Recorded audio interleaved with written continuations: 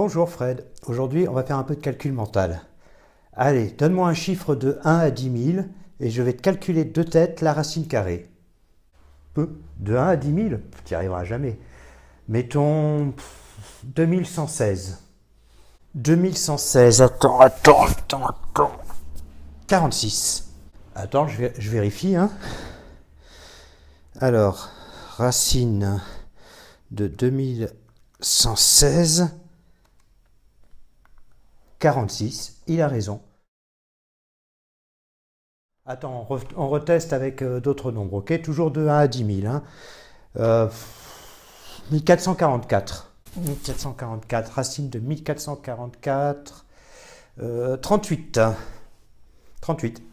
Racine de 1444. 38. Ouais, bravo, pas mal. T'as un truc là, dis-moi. Tu calcules aussi vite que la machine, il y a un problème. Non, non, aucun problème, tu peux me tester encore tant que tu veux. Eh ben, allez, on va prendre un nombre un peu plus grand. 6561 au hasard. 6561, pouf, c'est la racine carrée de 6561, c'est 81 mon gars. 6661, 81. C'est pas possible, t'as un truc. Donne-moi ton truc. Non, il n'y a pas de truc. Alors voici la méthode pour calculer deux têtes des racines carrées de nombres pouvant aller jusqu'à 10 000. La seule limite qu'on se donne, c'est que la racine carrée qu'on doit trouver doit être un nombre entier. Mais vous allez voir, c'est très facile. Alors avant d'attaquer la méthode, je vais quand même rappeler ce que c'est qu'un nombre au carré et quelle est la racine carrée d'un nombre. Donc par exemple, si j'ai un nombre A, et ben A que multiplie lui-même, c'est égal à A au carré. Et donc la racine carrée d'un nombre, la racine carrée d'un nombre n a pour propriété que si je la multiplie par elle-même, je tombe sur le nombre n. Donc on va tout de suite voir ça, vous connaissez déjà, on va pouvoir calculer les premiers carrés, et je vais les écrire dans un coin de mon tableau parce que je vais en avoir besoin. Donc par exemple, si j'ai 0, on va faire 0, 1, 2, 3, 4, 5, 6, 7, 8, 9. Alors 0 au carré, c'est égal à 0. 0 fois 0, c'est égal à 0. 1 au carré, c'est égal à 1 fois 1, c'est égal à 1. 2 au carré, c'est égal à 2 fois 2, c'est égal à 4. 3 au carré, c'est égal à 3 fois 3, 9. Puis 4 fois 4, 16. Puis 5 fois 5, 25. 6 fois 6, 36. 7 fois 7, 49. 8 fois 8, 64. Et 9 fois 9, 81. Donc voilà ce qui va nous servir de base en fin de compte pour le calcul. Et après, donc, il suffit de prendre n'importe quel chiffre, n'importe quel nombre dont on sait. Par exemple, si je prends les nombres qu'on a pris en exemple tout à l'heure, donc j'avais 2116. Et bien dans ce nombre-là, on va le diviser en deux parties, en son milieu. Les deux chiffres de droite vont nous donner l'unité de la racine carrée, et les deux chiffres ou le chiffre de gauche vont nous donner les dizaines du nombre qu'on a mis au carré pour obtenir 2116. Alors, comment faire pour... on va regarder 21. On voit ici que 21 se trouve entre 16 et 25. On va prendre la limite inférieure et on va donc se rendre compte, on va prendre 16, donc le nombre immédiatement en dessous de 21, et on voit que 16, c'est 4 au carré. Ce qui veut dire que le chiffre des dizaines va être 4. Et ensuite, on regarde 16. On regarde par quel chiffre finit le deuxième nombre. Donc là, il finit par le chiffre 6. Et je cherche dans mon tableau un nombre finissant par 6. Alors, je vois que j'en ai deux. J'ai 16 et 36. Donc, le chiffre en question, ça va être ou 4, ou 6.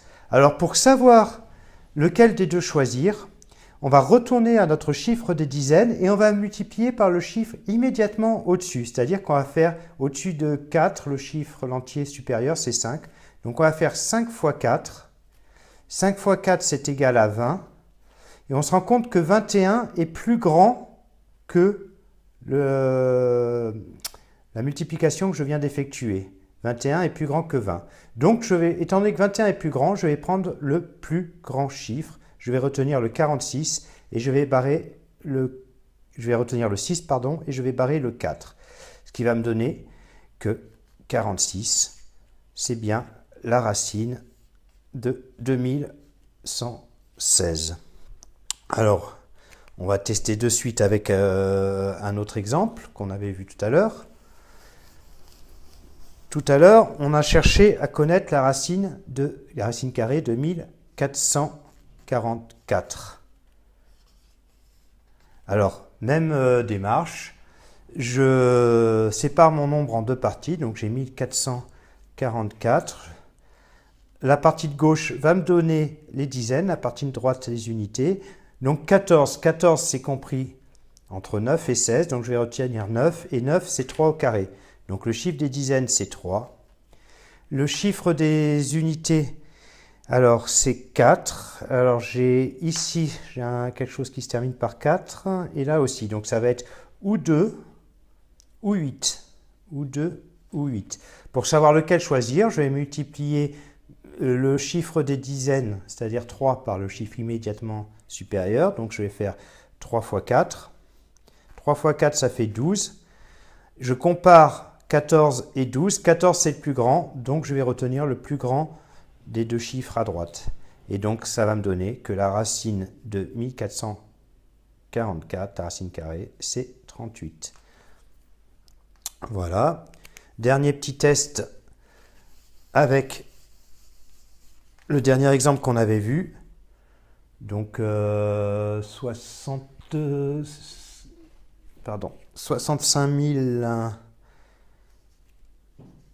061.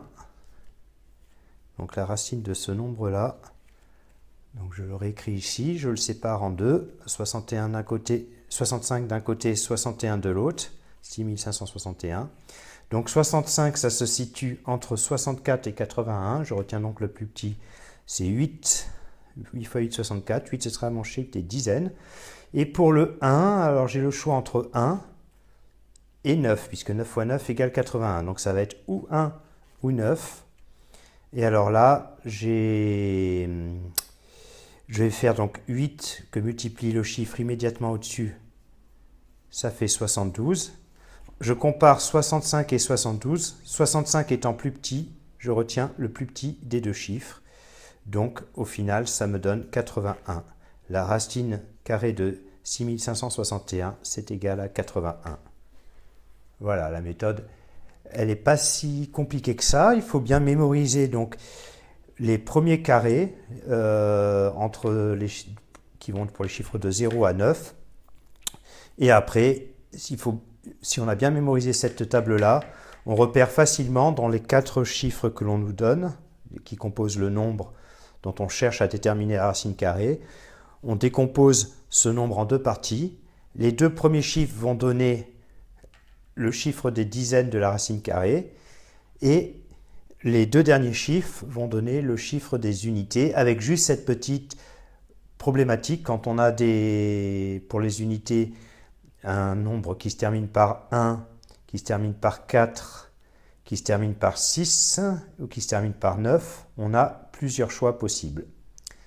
Voilà, bon, il faut s'entraîner, on peut épater en s'entraînant beaucoup de monde.